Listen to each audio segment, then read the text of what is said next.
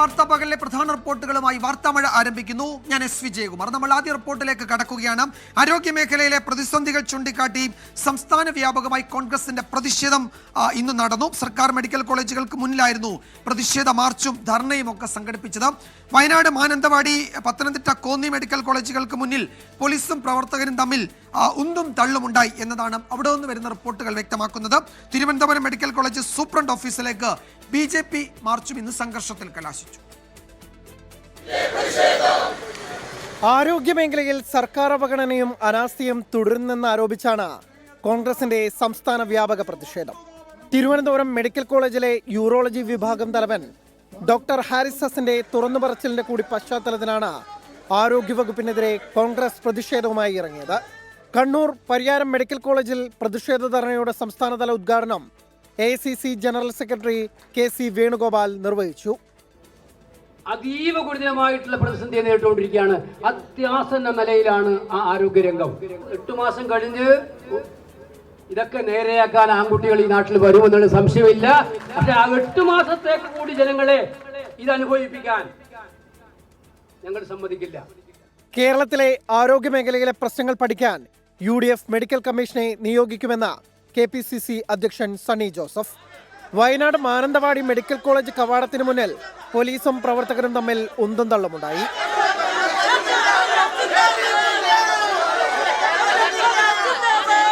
Pathanamthitta Konni medical കോളേജിലേക്ക് നടത്തിയ പ്രതിഷേധ മാർച്ചിന്റെ തുടക്കത്തിൽ പ്രവർത്തകരും പോലീസും തമ്മിൽ വാക്കുതർക്കമുണ്ടായി. മെഡിക്കൽ കോളേജിൽ സർജറി കഴിഞ്ഞാൽ തുന്നിക്കെട്ടാനുള്ള നൂല് പോലും ഇല്ല എന്ന പ്രതിപക്ഷ നേതാവ് VD സതീശന്റെ പരിഹാസം. എറണാകുളം കളമശ്ശേരി മെഡിക്കൽ കോളേജിലെ പ്രതിഷേധം VD സതീശൻ ഉദ്ഘാടനം ചെയ്തു. ആരോഗ്യരംഗത്ത് നടക്കുന്നത് കെടുകാര്യസ്ഥതയും അഴിമതിയുമാണ്. രണ്ടുമുണ്ട്.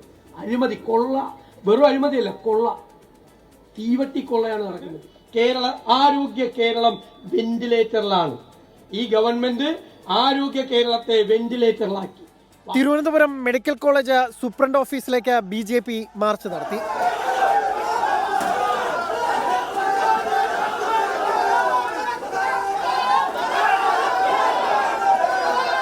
വിവിധ ബ്യൂറോകൾക്കൊപ്പം 24 തിരുവനന്തപുരം. പത്തനംതിട്ട ജനറൽ ആശുപത്രിയിൽ താൽക്കാലിക ജീവനക്കാരുടെ മിന്നൽ പണിമുടക്കിൽ രോഗികൾ ഇന്ന് വലഞ്ഞു. കരാർ കാലാവധി കഴിഞ്ഞ് പിരിച്ചുവിട്ടതിൽ പ്രതിഷേധിച്ചാണ് 4 ജീവനക്കാരുടെ പ്രതിഷേധമുണ്ടായത്. പിരിച്ചുവിട്ട ജീവനക്കാർക്കെതിരെ രോഗികൾ ഉൾപ്പെടെ നേരത്തെ പരാതി ഉന്നയിച്ചിട്ടുണ്ട് എന്ന് ആശുപത്രി സൂപ്രണ്ട് അറിയിച്ചു. രാവിലെ 8 മണിയോടെ OP ആരംഭിച്ചപ്പോഴാണ് ഡേറ്റ എൻട്രി വിഭാഗത്തിലെ താൽക്കാലിക ജീവനക്കാർ ഉൾപ്പെടെയുള്ളവർ പ്രതിഷേധിച്ചത്. ഇതോടെ OP ടിക്കറ്റ് വിതരണം പ്രതിസന്ധിയിലായി. അരമണിക്കൂറിലധികമാണ് ആളുകൾക്ക് ക്യൂ നിൽക്കേണ്ടി വന്നത്.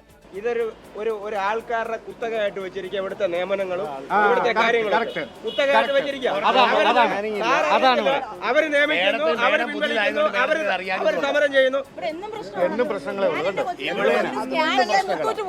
കരാർ കാലാവധി കഴിഞ്ഞ ജീവനക്കാരോടാണ് ഡ്യൂട്ടിക്ക് വരേണ്ടെന്ന് നിർദ്ദേശിച്ചതെന്ന് ആശുപത്രി സൂപ്രണ്ട് ഡോക്ടർ ഷാനി. ഇവർ രോഗികളോട് മോശമായി പെരുമാറിയതുകൊണ്ട് മാത്രമാണ് ഈ 4 പേരെ പിരിച്ചുവിട്ടത്. മെമ്മോ കിട്ടിയതുകൊണ്ടും രോഗികളോട് മോശമായി പെരുമാറിയതും അല്ലാണ്ട് ഒരാളെ പോലും പിരിച്ചു. കാരണം ഇത്രയും നമുക്ക് പൈസക്ക് ബുദ്ധിമുട്ടുള്ള സമയത്തും നമ്മളിവിടെ നിലനിർത്തി രോഗികൾക്ക് ബുദ്ധിമുട്ടുണ്ടാവാണ്ടിരിക്കാനാണ്. ഇവർ രോഗികൾക്ക് ബുദ്ധിമുട്ട് വരുത്ത സ്ഥിതിക്ക് ഒരു സൂപ്രണ്ട് എന്നുള്ള നിലയിൽ എനിക്ക് ഒരിക്കലും അത് ആക്സെപ്റ്റ് ചെയ്യാൻ പറ്റില്ല. ജീവനക്കാർക്കെതിരെ രോഗികൾ പരാതി നൽകിയിരുന്നു. പിരിച്ചുവിട്ട നടപടി അംഗീകരിക്കാൻ കഴിയില്ലെന്ന് CITUവിന്റെ നിലപാട്. ഇന്ന് നടത്തിയത് സൂചനാ പണിമുടക്കാണെന്നും അനുകൂല തീരുമാനമുണ്ടായില്ലെങ്കിൽ വരുന്ന ദിവസങ്ങളിലും പ്രതിഷേധം തുടരാനാണ് താൽക്കാലിക ജീവനക്കാരുടെ തീരുമാനം. 24 Pathanamthitta. Thiruvananthapuram medical college urology വിഭാഗം തലവൻ ഡോക്ടർ ഹാരിസ് ഹസന്റെ തുറന്നു പറച്ചിൽ ഒടുവിൽ ഫലം കണ്ടു. മാറ്റിവെച്ച ശസ്ത്രക്രിയകൾ തുടങ്ങി. ഹൈദരാബാദിൽ നിന്ന് വിമാനത്തിൽ ഉപകരണങ്ങൾ എത്തിച്ചതോടെയാണ് പ്രതിസന്ധിക്ക് താൽക്കാലികമായി പരിഹാരമുണ്ടായത്. ഡോക്ടർ ഹാരിസ് ഹസന്റെ പരാതി ഗൗരവത്തിലെടുത്തില്ലെന്ന വിലയിരുത്തലിൽ മെഡിക്കൽ കോളേജ് സൂപ്രണ്ടിനെ മാറ്റിയേക്കുമെന്നും റിപ്പോർട്ടുകളുണ്ട്. ഉപകരണം ഇല്ലാതെ പേഷ്യൻ്റ് ഓപ്പറേഷൻ മാറ്റി വയ്ക്കുക, അല്ലെങ്കിൽ പേഷ്യൻ്റ് ഡെത്താകുന്നതിനെ കൂടുതൽ നാണക്കേട് വേറെ എന്താണുള്ളത്? നമ്മൾ നാണക്കേട് കാണിച്ച് സത്യങ്ങൾ മൂടിവെക്കുന്ന എന്തിനാണത്? യൂറോളജി വിഭാഗം മേധാവിയുടെ പരസ്യ പ്രതികരണവും തുടർ വിവാദവും വേണ്ടിവന്നു പ്രശ്നപരിഹാരത്തിന്. ഹൈദരാബാദിൽ നിന്ന് വിമാനമാർഗം ഇന്ന് രാവിലെ ശസ്ത്രക്രിയാ ഉപകരണങ്ങൾ എത്തിച്ചു. ലത്തോക്ലാസ്റ്റ് പ്രോബ് ഉപകരണങ്ങളാണ് ശരവേഗത്തിൽ ആശുപത്രിയിലെത്തിയത്. ഉപകരണങ്ങളുടെ പ്രതിസന്ധിയെ തുടർന്ന് യൂറോളജി വിഭാഗത്തിൽ മാറ്റിവെച്ച ശസ്ത്രക്രിയകൾ പുനരാരംഭിച്ചു. അതിനിടെ വിവാദങ്ങളുടെ പശ്ചാത്തലത്തിലും മൗനം തുടർന്ന മെഡിക്കൽ കോളേജ് സൂപ്രണ്ട് തൽസ്ഥാനത്ത് നിന്ന് തെറിച്ചേക്കും. സൂപ്രണ്ട് ഡോക്ടർ BS സുനിൽകുമാറിന്റെ ഇടപെടൽ കാര്യക്ഷമമല്ലെന്ന് ആരോഗ്യവകുപ്പ് വിലയിരുത്തി. ഡോക്ടർ ഹാരിസ് ഹസന്റെ പരാതി വേണ്ടത്ര ഗൗരവത്തോടെ അധികൃതരെ അറിയിച്ചില്ലെന്നും ആക്ഷേപമുണ്ട്. ഡോക്ടർ ഹാരിസ് ഹസന്റെ തുറന്നു പറച്ചിലിന്റെ പശ്ചാത്തലത്തിൽ തിരുവനന്തപുരം മെഡിക്കൽ കോളേജിൽ KGMCTA പ്രതിഷേധ ധർണ സംഘടിപ്പിച്ചു.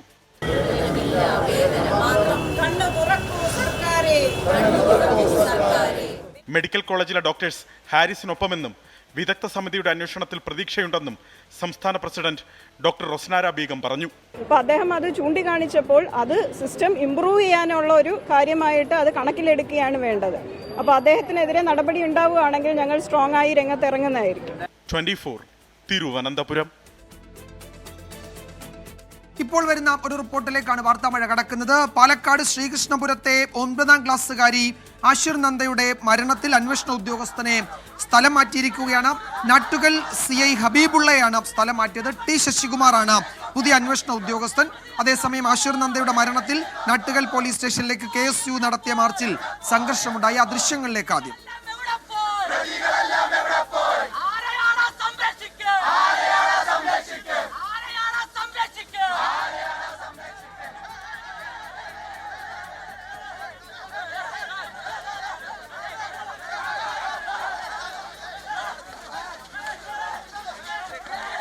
അവിടെ KSU മാർച്ച് സംഘർഷത്തിൽ കലാശിച്ചു. നട്ടുകൽ പോലീസ് സ്റ്റേഷനിലേക്കാണ് KSU മാർച്ച് നടത്തിയ ദൃശ്യങ്ങളാണ് പ്രേക്ഷകർ കാണുന്നത്. ഈ KSU പ്രവർത്തകരെ അറസ്റ്റ് ചെയ്ത് നീക്കാൻ ശ്രമിച്ചപ്പോഴായിരുന്നു സംഘർഷമുണ്ടായത്. ശ്രീജിത്ത് ശ്രീകുമാരൻ വിവരങ്ങൾ നൽകും പാലക്കാട്ട് നിന്ന്. ശ്രീജിത്ത്, ആദ്യം അറിയേണ്ടത് ഈ അന്വേഷണ ഉദ്യോഗസ്ഥനെ നട്ടുകൽ CI ഹബീബുള്ളയെ സ്ഥലം മാറ്റിയതിന്റെ പശ്ചാത്തലം എന്താണ്? തീർച്ചയായും നാട്ടുകൽ പോലീസ് സ്റ്റേഷനിലേക്ക് KSU നടത്തിയ മാർച്ചിൽ വലിയ സംഘർഷമൊന്നും ഉണ്ടായില്ലെങ്കിലും പോലീസ് പരമാവധി സംയമനം പാലിച്ചു. ഇതാ പ്രവർത്തകരുമായി അറസ്റ്റ് ചെയ്ത പ്രവർത്തകരുമായി പോകുന്ന വാഹനം ഇപ്പോൾ തടയുന്ന സാഹചര്യമാണ് ഉള്ളത്. പരമാവധി തള്ളിക്കയറാൻ ശ്രമിച്ചപ്പോഴും ആ ഒരു ഘട്ടത്തിൽ പോലീസ് സംയമനം പാലിക്കുന്ന കാഴ്ചയായിരുന്നു കണ്ടത്. ജില്ലാ പ്രസിഡന്റ് നിഖിൽ ഖണ്ണാടിയുടെ നേതൃത്വത്തിലാണ് ഇത്തരത്തിൽ സമരം തുടരുന്നത്. സന്ദീപ് വാര്യരും ഇവിടെ തന്നെ തുടരുന്ന ഒരു സാഹചര്യമാണുള്ളത്. അത് തൊട്ടപ്പുറത്തെ മേഖലയിലേക്ക് വീണ്ടും പോലീസ് തള്ളിക്കയറുന്ന പോലീസ് അത് പ്രവർത്തകരെ മാറ്റുന്നുണ്ട്. സന്ദീപ് വാര്യർ അടക്കം ആ മേഖലയിൽ തുടരുന്നുണ്ട് എന്നാണ് നമ്മൾ മനസ്സിലാക്കുന്നത്. എന്തായാലും പോലീസിനെ സംബന്ധിച്ചിടത്തോളം അവർക്ക് ഈ വാഹനം ഇവിടെ നിന്ന് കൊണ്ടുപോകേണ്ടതുണ്ട്. ആ ഒരു വാഹനം തടയുന്നു, പ്രവർത്തകർ വാഹനം തടയുന്ന ഒരു സാഹചര്യം.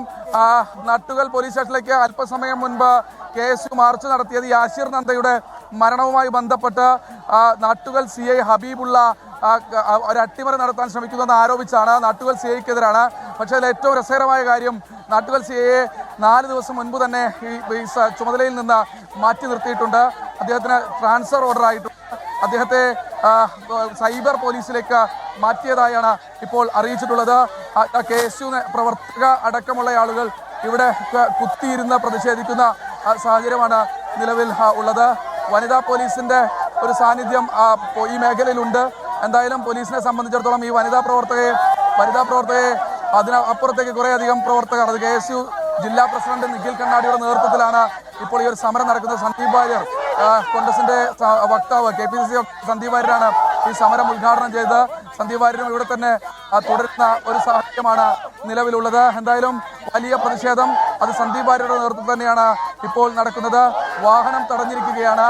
പ്രവർത്തകരെയും കൊണ്ടുപോകുന്ന വാഹനം കോൺഗ്രസ് നേതാവ് വക്താവ് BJP വിട്ട് കുറച്ച് ദിവസങ്ങൾക്ക് മുമ്പ് കോൺഗ്രസിലെത്തിയ സന്ദീപ് വാര്യരുടെ നേതൃത്വത്തിലാണ് ഇപ്പോൾ സന്ദീപ് വാര്യർ ആ വാഹനം തടയാൻ സന്ദീപ് വാര്യർ ശ്രീകുമാരനാണ് വിവരങ്ങൾ നൽകിയത് പാലക്കാട്ട് നിന്ന്. അവിടെ ആഷിർ നന്ദയുടെ മരണത്തിൽ നട്ടുകൽ പോലീസ് സ്റ്റേഷനിലേക്കാണ് KSU മാർച്ച് നടത്തിയത്. അതിൽ നേരിയ സംഘർഷം ഉണ്ടായിട്ടുണ്ട്.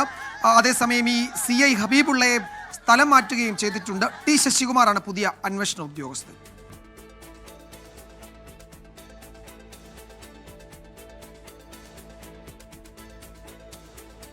മറ്റൊരു റിപ്പോർട്ടിലേക്ക് വാർത്താമഴ കടക്കുകയാണ്. തിരുവനന്തപുരം മെഡിക്കൽ കോളേജിലെ യൂറോളജി വിഭാഗത്തിൽ ശസ്ത്രക്രിയാ ഉപകരണങ്ങൾ മനഃപൂർവ്വം കേടാക്കി എന്ന പരാതി വീണ്ടും ഉയർത്തുകയാണ് മുൻ വാർഡ് കൗൺസിലർ. അദ്ദേഹം പറയുന്നത് ഡോക്ടർ ഹാരിസ് ഹസന്റെ വെളിപ്പെടുത്തൽ കൂടി ചേർത്ത് മനുഷ്യാവകാശ കമ്മീഷന് പരാതി പുതുക്കി നൽകി എന്നാണ് അദ്ദേഹത്തിന്റെ പ്രതികരണം. അത് 2023 ഈ മൂത്രാശയത്തിലെ കല്ലുകൾ പൊടിക്കുന്നതിനുള്ള ആ ഉപകരണത്തിൻ്റെ അതിൻ്റെ ഒരു കേബിൾ നശിപ്പിക്കട്ട നിലയിൽ കണ്ടത്. അപ്പോൾ അതിനെക്കുറിച്ച് അന്ന് പത്രങ്ങളിലൊക്കെ മീഡിയയിലൊക്കെ വലിയ വാർത്തകൾ വരികയും അതിനെ പല കമ്മിറ്റികൾ അന്വേഷിക്കുകയും ചെയ്തു. 2-3 കമ്മിറ്റികൾ അന്വേഷിച്ചു. അത് മനഃപൂർവ്വം കേടുവരുത്തിയതും ആണ് എന്നുള്ളതാണ് അതിലെ ഒരു പ്രധാന സംഭവം. പക്ഷേ ഇതുവരെയായിട്ടും അതിന് വേറെ നടപടികൾ ഉണ്ടാവുന്നില്ല. അപ്പോൾ ഒരു ഡിപ്പാർട്ട്മെൻറ്റിൽ ഒരു ഉപകരണം ഉണ്ടെങ്കിൽ അതിൻ്റെ കസ്റ്റോഡിയൻ ആരാണ്, അത് ആരൊക്കെ ഉപയോഗിക്കണം എന്നുള്ളതിനെക്കുറിച്ച് ഒരു മാർഗ്ഗനിർദ്ദേശവും ഇല്ല എന്നും ഈ റിപ്പോർട്ടിൽ പറയുന്നു. അപ്പോൾ ഇത് സ്വാഭാവികമായി ഉണ്ടായതല്ല, മനഃപൂർവ്വം ഉണ്ടാക്കുന്നതാണ്. 2023 130 ഓപ്പറേഷനുകൾ മാറ്റിവെച്ചു.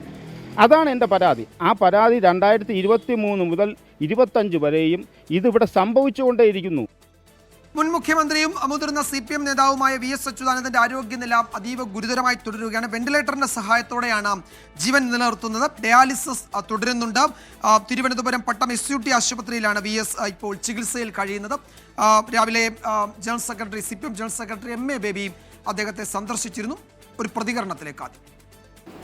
നമ്മൾ മുമ്പ് പലപ്പോഴും കണ്ടിട്ടുള്ളതുപോലെ വൈദ്യശാസ്ത്രത്തിൻ്റെ സഹായവും VSന്റെ നിശ്ചയദാർഢ്യവും VS വ്യായാമമൊക്കെ ചെയ്ത് ഉറപ്പിച്ച നല്ല ഒരു നമുക്കൊന്നുമില്ലാത്ത ആരോഗ്യമാണ് VSനുള്ളത്.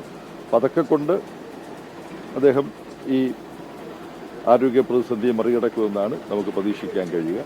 എന്നാൽ കുറച്ച് ക്രിട്ടിക്കലാണ് എന്നുള്ള അവസ്ഥ മാറിയിട്ടില്ല. മരുന്നിനോട് പ്രതികരിക്കുന്നുണ്ട്. അത് ഒരു വളരെ അനുകൂലമായിട്ടുള്ള ഒരു ഘടകമാണ്. ഇത്രയാണ് ഇപ്പോൾ പറയാൻ കഴിയുന്നത്. ശ്രീജിത്ത് വിവരങ്ങൾ നൽകും തിരുവനന്തപുരത്ത് നിന്ന്. ശ്രീജിത്ത്, ഏറ്റവും ഒടുവിൽ വന്ന ഈ മെഡിക്കൽ ബുള്ളറ്റിൻ എന്തൊക്കെ കാര്യങ്ങൾ പറയുന്നു VSന്റെ ആരോഗ്യനില സംബന്ധിച്ച്?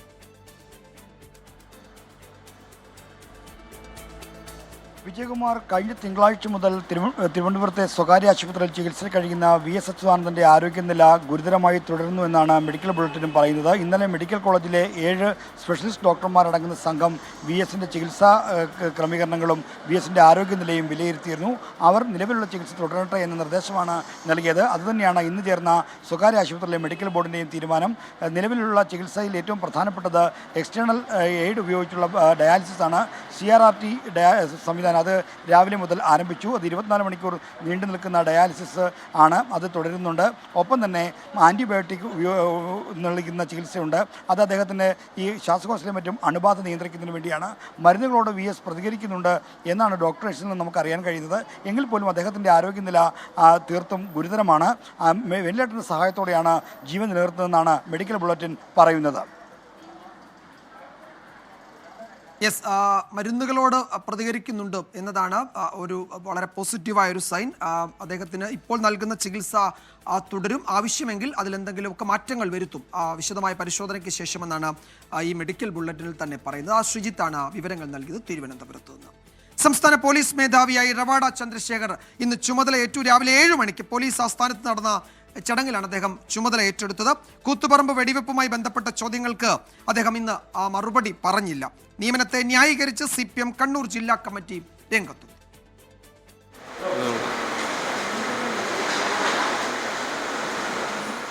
കേന്ദ്ര ഡെപ്യൂട്ടേഷനിൽ നിന്നും വിടുതൽ അനുമതി ലഭിച്ചതിന് പിന്നാലെ ഇന്ന് രാവിലെയാണ് റവാഡ ചന്ദ്രശേഖർ കേരളത്തിലെത്തിയത്. രാവിലെ 7 മണിക്ക് പോലീസ് ആസ്ഥാനത്ത് ADGPമാർ ചേർന്ന് റവാഡ ചന്ദ്രശേഖറെ സ്വീകരിച്ചു. പിന്നാലെ പോലീസ് മേധാവിയുടെ താൽക്കാലിക ചുമതലയുള്ള ADGP H വെങ്കടേഷിൽ നിന്നും അധികാരമേറ്റെടുത്തു.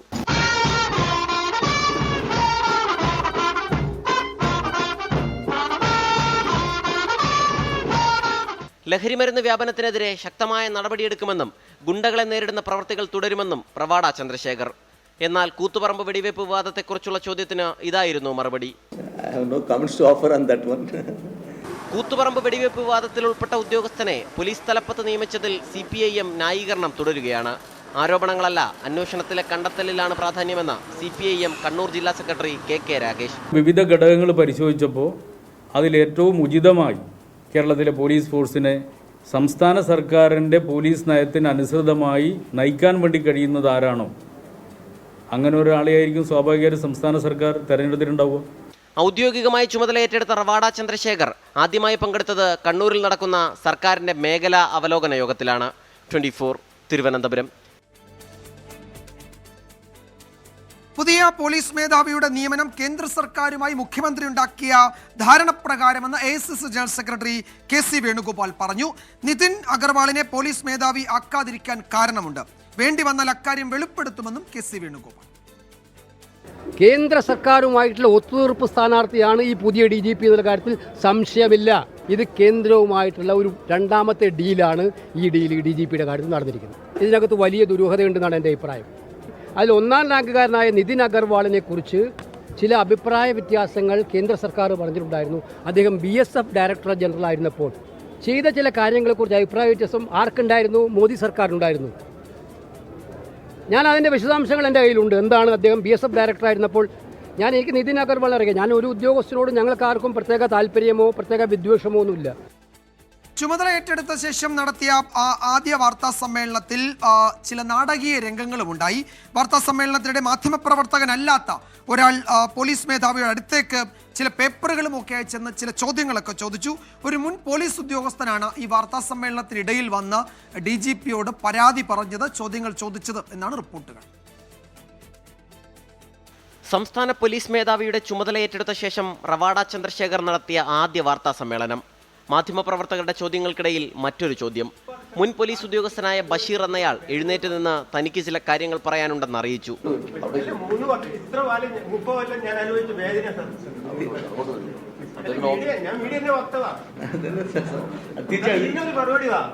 മുപ്പത് വർഷം പോലീസ് സേനയിൽ ജോലി ചെയ്ത തനിക്ക് ചില ബുദ്ധിമുട്ടുകൾ ഉണ്ടായെന്നാണ് പരാതി. കാര്യങ്ങൾ പിന്നീട് പരിശോധിക്കാമെന്ന് പറഞ്ഞ് DGP ഇയാളെ തിരിച്ചയച്ചു. ഓരോ ഫയലും ഒരുപാട് ജീവിതമാണെന്ന് പറഞ്ഞാൽ ഞാൻ 21 മുതൽ ഈ സാജിദ കൊടുത്ത പരാതിയിൽ ഒരു തീരുമാനമായിട്ടില്ല. മർദ്ദിക്കാൻ അങ്ങനെ ഫോട്ടോ വരില്ലല്ലോ. ഗൾഫ് കേന്ദ്രീകരിച്ച് പ്രവർത്തിക്കുന്ന ഓൺലൈൻ മീഡിയയുടെ തിരിച്ചറിയൽ കാർഡുമായാണ് ഇയാൾ വാർത്താ സമ്മേളന വേദിയിലെത്തിയത്.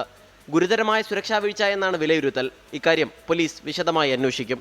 24 തിരുവനന്തപുരം. ഇപ്പോൾ വരുന്ന ഒരു റിപ്പോർട്ടിലേക്കാണ് ഇനി വാർത്താമഴ കടക്കുന്നത്. നടനും സംവിധായകനുമായ ബാലചന്ദ്ര മേനോനെ അപകീർത്തിപ്പെടുത്തിയെന്ന കേസിൽ നടി മീനു മുനീർ അറസ്റ്റിലായിരിക്കുന്നു. ഹൈക്കോടതി നിർദ്ദേശത്തെ തുടർന്നാണ് ഈ അറസ്റ്റ്. അതിനുശേഷം അവരെ ജാമ്യത്തിൽ വിടുകയും ചെയ്തു. ശ്യാംകുമാർ വിവരങ്ങൾ നൽകും കൊച്ചിയിൽ നിന്ന്. ശ്യാമ, എന്താണ് ഈ അറസ്റ്റിന് കാരണം? കോടതി നിർദ്ദേശപ്രകാരം തന്നെയാണോ ഈ അറസ്റ്റും തുടർന്നുള്ള നടപടികളും?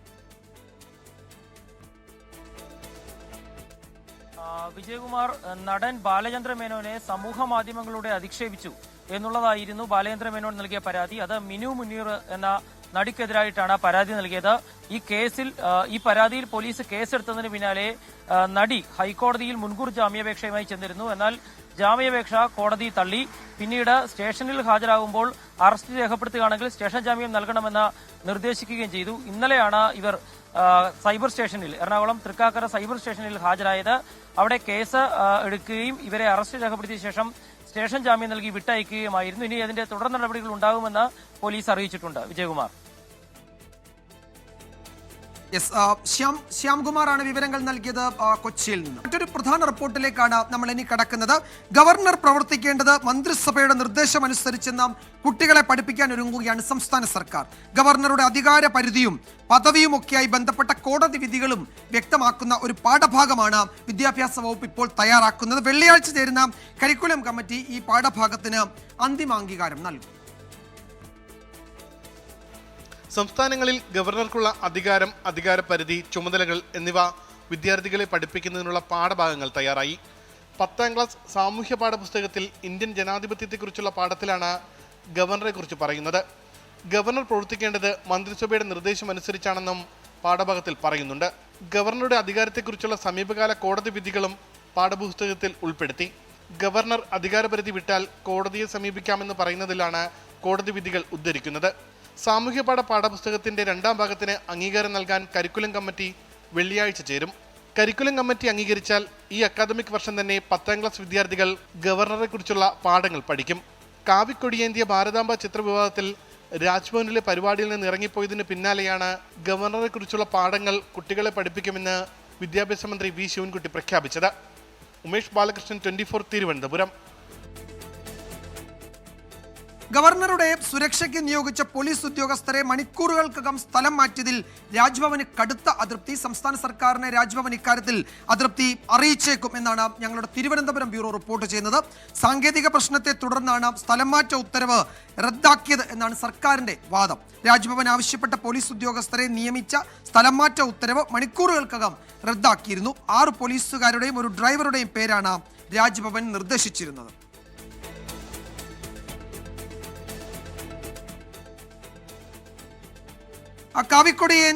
കാവിക്കൊടിയെ ദേശീയ പതാകയാക്കണമെന്ന വിവാദ പരാമർശത്തിൽ BJP നേതാവ് N ശിവരാജന് പോലീസിന്റെ നോട്ടീസ് ലഭിച്ചു എന്നൊരു വിവരം ഇപ്പോൾ വരുന്നുണ്ട്. ചോദ്യം ചെയ്യലിന് പോലീസ് സ്റ്റേഷനിൽ ഹാജരാകാനാണ് അദ്ദേഹത്തോട് ഇപ്പോൾ ആവശ്യപ്പെട്ടിരിക്കുന്നത്. ഇന്നലെയാണ് അദ്ദേഹത്തിന് പോലീസ് നോട്ടീസ് കൈമാറിയത്.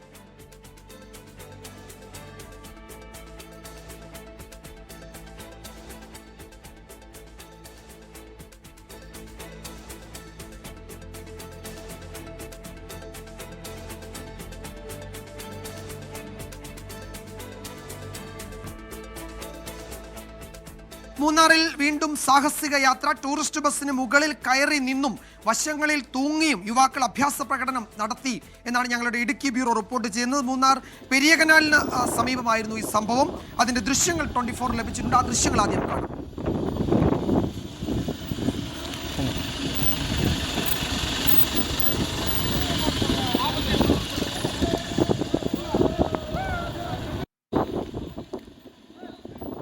രാഹുൽ വിജയൻ വിവരങ്ങൾ നൽകും മൂന്നാറിൽ നിന്ന്. രാഹുൽ, ഇത് എവിടെ നിന്നുള്ള യാത്രക്കാരാണ്? വിനോദസഞ്ചാരികളാണ് എന്ന് തോന്നുന്നു. യുവാക്കളുടെ ഒരു സംഘമാണ്. പക്ഷെ അത് എവിടെ നിന്നുള്ളവരാണ്? അവരെ പറ്റിയുള്ള വിവരങ്ങൾ ലഭ്യമാണോ?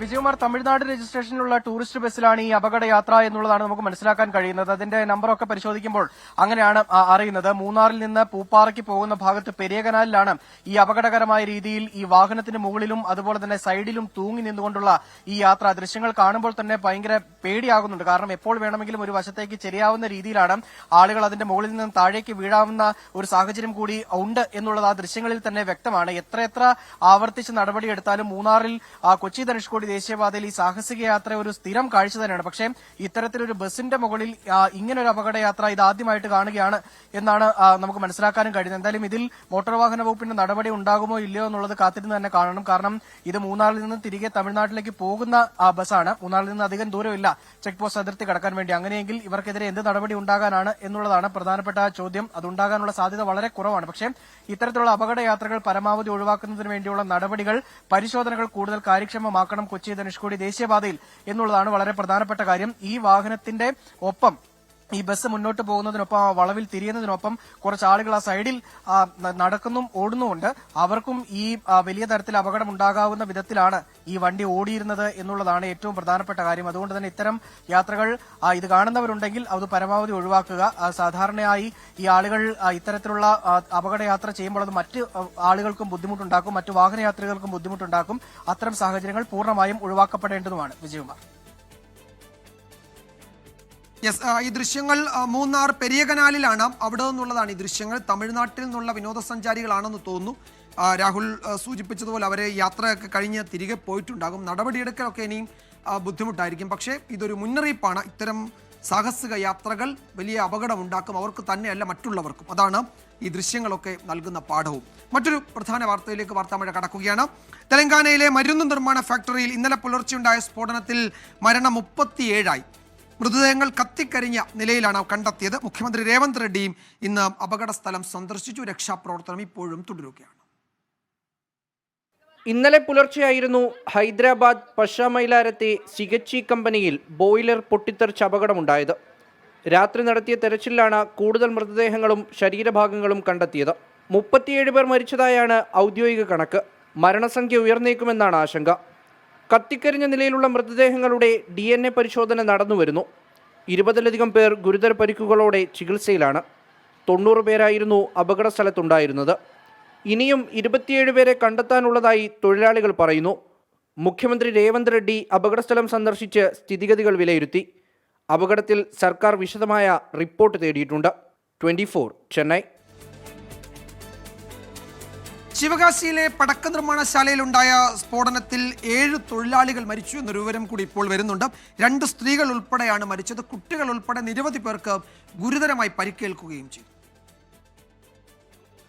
രാവിലെ 9 മണിയോടെയാണ് ശിവകാശിയിലെ ചിമ്മകാമൻപട്ടിയിലുള്ള ഗോകുലേഷ് പടക്ക നിർമ്മാണശാലയിൽ പൊട്ടിത്തെറിയുണ്ടായത്. 5 നില കെട്ടിടം പൂർണ്ണമായും തകർന്നു. 30-ലധികം തൊഴിലാളികൾ സ്ഫോടനമുണ്ടായ കെട്ടിടത്തിലുണ്ടായിരുന്നു. 2 സ്ത്രീകൾ ഉൾപ്പെടെ 7 പേർ മരിച്ചു. 4 പേരുടെ നില ഗുരുതരമാണ്. സാരമായി പരിക്കേറ്റവർ ഉൾപ്പെടെ വിരുദുനഗർ മെഡിക്കൽ കോളേജിൽ ചികിത്സയിലാണ്. ഫയർഫോഴ്സ് യൂണിറ്റുകൾ സ്ഥലത്തെത്തി തീയണച്ചു. രക്ഷാപ്രവർത്തനം പുരോഗമിക്കുകയാണ്. SP-യും ജില്ലാ കളക്ടറും സ്ഥലത്തെത്തിയിട്ടുണ്ട്. പടക്ക നിർമ്മാണശാലയിൽ മതിയായ സുരക്ഷാ സംവിധാനങ്ങൾ ഉണ്ടായിരുന്നില്ലെന്നാണ് പ്രാഥമിക കണ്ടെത്തൽ. 24 ചെന്നൈ. തമിഴ്നാട് ശിവഗംഗയിൽ കസ്റ്റഡിയിൽ ഒരാൾ കൊല്ലപ്പെട്ട സംഭവത്തിൽ വലിയ പ്രതിഷേധമാണ് ഇപ്പോൾ ഉയർന്നു വരുന്നത്. അവിടെ കസ്റ്റഡിയിൽ മരിച്ച അജിത് കുമാറിനെ പോലീസ് അതിക്രൂരമായി മർദ്ദിക്കുന്ന ദൃശ്യങ്ങളും പുറത്തു വന്നിട്ടുണ്ട്. ഇരുമ്പ് വടികൊണ്ടൊക്കെ ഈ അജിത് കുമാറിനെ മർദ്ദിക്കുന്നതാണ് ആ ദൃശ്യങ്ങളിലുള്ളത്. അതേസമയം കേസിൽ പോലീസിനെ മദ്രാസ് ഹൈക്കോടതി രൂക്ഷമായി ഇന്ന് വിമർശിക്കുകയും ചെയ്തു.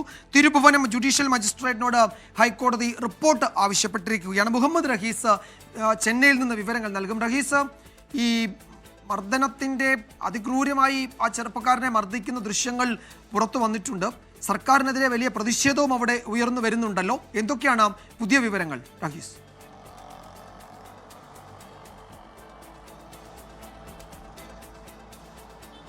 വിജയകുമാർ, ഈ ദൃശ്യങ്ങൾ കൂടി പുറത്തു വന്നതോടുകൂടി സർക്കാർ കൂടുതൽ പ്രതിരോധത്തിലായിരിക്കുകയാണ്. കാരണം മദ്രാസ് ഹൈക്കോടതിയുടെ മധുര ബെഞ്ച് വൈകിട്ട് 3 മണിക്ക് കേസ് വീണ്ടും പരിഗണിക്കുന്നുണ്ട്. ഇതിനിടയിൽ പല ഒഴിവുകഴിവുകളും ന്യായങ്ങളും ഒക്കെ പറഞ്ഞാണ് സർക്കാർ കോടതിയിൽ പിടിച്ചു നിന്നത്. പക്ഷേ ഈ ദൃശ്യങ്ങൾ കൂടി പുറത്തു വന്നതോടുകൂടി ഇതൊരു ക്രൂരമർദ്ദനവും അതിനെ തുടർന്നുണ്ടായ മരണവുമാണെന്ന് വ്യക്തമായിട്ടുണ്ട്. അപ്പോൾ അതിൻ്റെ അടിസ്ഥാനത്തിൽ രാവിലെ മുതൽ പോലീസ് ഉദ്യോഗസ്ഥർക്കെതിരെ നടപടിയെടുക്കുകയും ഒപ്പം അറസ്റ്റ് ചെയ്യുകയും അവരെ ജയിലിലടയ്ക്കുകയും ഒക്കെ ചെയ്യുന്ന നടപടികളുമായി തമിഴ്നാട് സർക്കാർ മുന്നോട്ട് പോകുന്നുണ്ട്. പക്ഷേ അതൊന്നും കൊണ്ട് ഈ ഒരു പഴിക്ക് അല്ലെങ്കിൽ ഈ ഒരു പ്രതിഷേധത്തിന് അറുതി വരുത്താൻ കഴിയുമെന്ന് തോന്നുന്നില്ല. ഏറ്റവും ഒടുവിലായി മുഖ്യമന്ത്രി ഈ വിഷയത്തിലൊരു പ്രതികരണം നടത്തിയിട്ടുണ്ട്. അതൊരു ന്യായീകരണമാണ്. ഈ ഒരു മർദ്ദനം അറിഞ്ഞതോടുകൂടി, ഈ ഒരു മർദ്ദിച്ചിട്ടാണ് ഈ കൊലപാതകം അല്ലെങ്കിൽ ഇത്തരത്തിൽ മരണമുണ്ടായതെന്ന് അറിഞ്ഞതോടുകൂടി തങ്ങൾ ഇതിലൊരു അപ്പോൾ തന്നെ നടപടി എടുത്തിട്ടുണ്ടല്ലോ എന്നുള്ളൊരു വിശദീകരണമാണ് മുഖ്യമന്ത്രി സ്റ്റാലിൻ്റെ ഭാഗത്തു നിന്നുണ്ടാകുന്നത്. പക്ഷേ അപ്പോഴും വിമർശനം കടുക്കുകയാണ്. കോടതി ഇന്ന് അതിരൂക്ഷ ഭാഷയിലാണ് സർക്കാരിനെ വിമർശിച്ചത്. കാരണം ഈ ഒരു മോഷണം നടന്ന് അതിൽ പിറ്റേ ദിവസം തന്നെ ഒരു പ്രത്യേക അന്വേഷണ സംഘത്തെ നിയോഗിച്ച് ഒരു അന്വേഷണത്തിലേക്ക് കടക്കാനുള്ള നീക്കം എന്തുകൊണ്ടുണ്ടായി എന്ന മറുപടി പറയണമെന്ന് കോടതി പറഞ്ഞിട്ടുണ്ട്. ഈ പ്രത്യേക അന്വേഷണ സംഘമാണ് ഇയാളെ കസ്റ്റഡിയിലെടുക്കുകയും ഒപ്പം മർദ്ദിക്കുകയും ഒക്കെ ചെയ്തത്. അപ്പോൾ അതിലൊരു വ്യക്തത വരുത്താൻ കോടതി ആവശ്യപ്പെട്ടു. മാത്രമല്ല ഈ SP അടക്കമുള്ളവർക്ക് എന്തുകൊണ്ടാണ് ഇവരെ മാറ്റി നിർത്തുന്നത്, അച്ചടക്ക നടപടി എടുക്കാത്തത് എന്തുകൊണ്ടാണ്, അവരെ സസ്പെൻഡ് ചെയ്യാത്തത് എന്തുകൊണ്ടാണ് എന്ന് കോടതി ചോദിച്ചിട്ടുണ്ട്. വൈകിട്ട് 3 മണിക്കകം ഒരു റിപ്പോർട്ട് സമർപ്പിക്കാനും ഒപ്പം തന്നെ അതിൽ വിശദമായിട്ടുള്ള ഒരു വാദം തുടരാനുമൊക്കെയാണ് കോടതിയുടെ ഭാഗത്തു നിന്നൊരു നിർദ്ദേശം ഉണ്ടായിരിക്കുന്നത്. അപ്പോൾ വലിയ തിരിച്ചടിയാണ് സർക്കാരിനെ സംബന്ധിച്ചിടത്തോളം ഉണ്ടാകുന്നത്. മാത്രമല്ല ഈ കഴിഞ്ഞ 4 വർഷത്തിനിടയിലുണ്ടായ ഈ കൊലപാതകങ്ങളുടെ, കസ്റ്റഡി മരണങ്ങളുടെ ഒക്കെയും കണക്കെടുക്കാനും ഒക്കെയുള്ള നീക്കം നടക്കുന്നുണ്ട്. BJP-യും TVK-യും ഒക്കെ വലിയ പ്രതിഷേധം വിഷയത്തിൽ ഉയർത്തുന്നുണ്ട്. ദേശീയ മനുഷ്യാവകാശ കമ്മീഷന് BJP കത്തയച്ചിട്ടുണ്ട്. ഒരു കോടതിയുടെ മേൽനോട്ടത്തിലുള്ള അന്വേഷണം വേണമെന്നാണ് TVK ആവശ്യപ്പെടുന്നത്. അങ്ങനെ സംസ്ഥാന തലത്തിൽ തന്നെ വലിയ തോതിൽ സർക്കാരിനെ പ്രതിരോധത്തിലാക്കുന്ന ഒരു വിഷയമായി ഈ ശിവഗംഗയിലെ കസ്റ്റഡി മരണം മാറിയിട്ടുണ്ട്. വിജയകുമാർ. യെസ്, ഇന്ന് 3 മണിക്ക് വീണ്ടും മദ്രാസ് ഹൈക്കോടതി ഈ ഹർജി പരിഗണനയ്ക്കെടുക്കുന്നുണ്ട്. അപ്പോൾ കോടതി ചില കടുത്ത തീരുമാനങ്ങൾ കൂടി എടുക്കാൻ സാധ്യതയുണ്ട്. സർക്കാർ ചില ഒഴിവുകളൊക്കെ പറയുന്നുണ്ട്. അത് കോടതിക്ക് ഒട്ടും സ്വീകാര്യമല്ല എന്ന് രാവിലെ തന്നെ വ്യക്തമാക്കുകയും ചെയ്തിട്ടുണ്ട്. തുടർ നടപടികൾ കോടതിയിൽ നിന്ന് ഉച്ചയ്ക്ക് ശേഷം പ്രതീക്ഷിക്കാം. ഉത്തരേന്ത്യയിൽ കനത്ത നാശം വിതയ്ക്കുകയാണ് പേമാരി. മേഘവിസ്ഫോടനത്തിലും മിന്നൽ പ്രളയത്തിലും ഹിമാചലിലെ മണ്ഡി ജില്ല ഒറ്റപ്പെടുകയും ചെയ്തു. ഒഴുക്കിൽപ്പെട്ട് 12 പേരെയാണ് കാണാതായത്. അതിലൊരാൾ മരിച്ചു.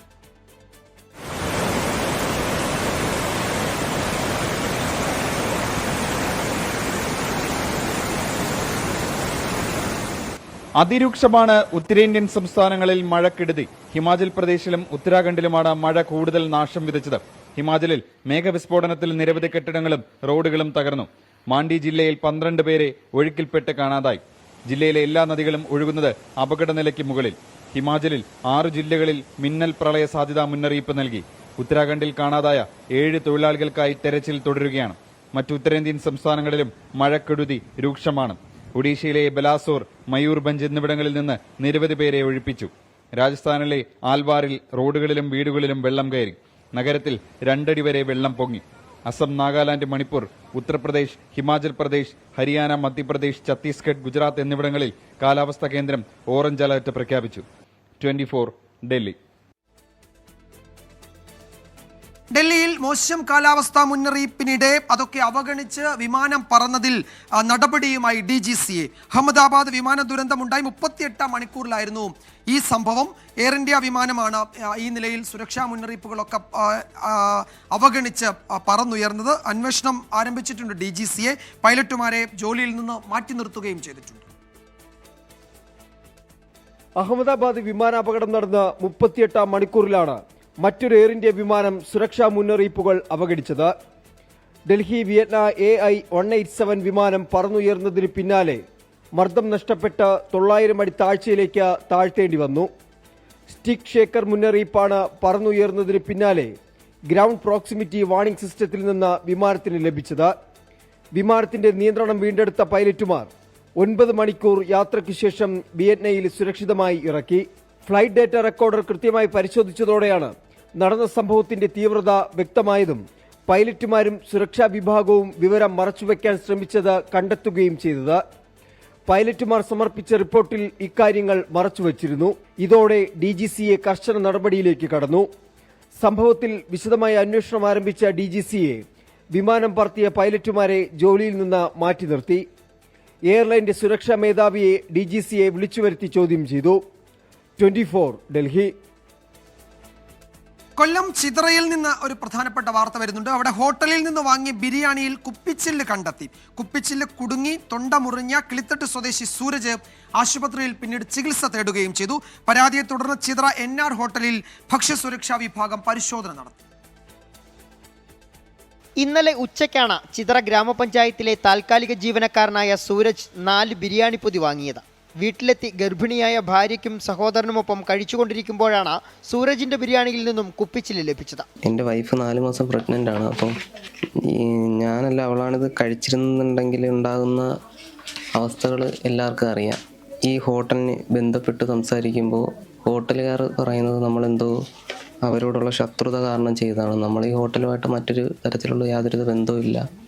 കോഴിയിറച്ചിയുടെ എല്ലാണെന്ന് കരുതി കുപ്പിച്ചില്ല് കടിച്ചു പൊട്ടിച്ചതോടെ വായയും തൊണ്ടയും മുറിഞ്ഞു. ആന്തരികാവയവങ്ങൾക്ക് മുറിവേറ്റിട്ടുണ്ടോ എന്ന സംശയത്തിൽ കടക്കൽ താലൂക്ക് ആശുപത്രിയിൽ ചികിത്സ തേടി. ഹോട്ടലിനെതിരെ പോലീസിലും ഭക്ഷ്യസുരക്ഷാ വിഭാഗത്തിനും സൂരജ് പരാതി നൽകി. ബിരിയാണിയിൽ കുപ്പിച്ചില്ല് എങ്ങനെ വന്നുവെന്നറിയില്ലെന്നാണ് ഹോട്ടൽ ഉടമയുടെ പ്രതികരണം. പരാതിയുടെ അടിസ്ഥാനത്തിൽ ഭക്ഷ്യസുരക്ഷാ വിഭാഗം ഹോട്ടലിൽ പരിശോധന നടത്തി. ചിത്ര പോലീസും അന്വേഷണം ആരംഭിച്ചിട്ടുണ്ട്. സുരേന്ദ്രൻ, 24 കൊട്ടാരക്കര. വയനാട് നെന്മേനി, ചീരാൽ, നമ്പ്യാർകുന്ന് പ്രദേശങ്ങളിൽ ഭീതി പലർത്തിയിരുന്ന പുലി ഒടുവിൽ കൂട്ടിലായി. കല്ലൂർ ശ്മശാനത്തിനടുത്ത് സ്ഥാപിച്ച കൂട്ടിലാണ് ഈ പുലി കുടുങ്ങിയത്. അതേസമയം നീലഗിരി, ഗൂഡല്ലൂർ, പാടന്തുറൈ പ്രദേശത്തിറങ്ങിയ കാട്ടാനകളെ വനം വകുപ്പ് തുരത്തി.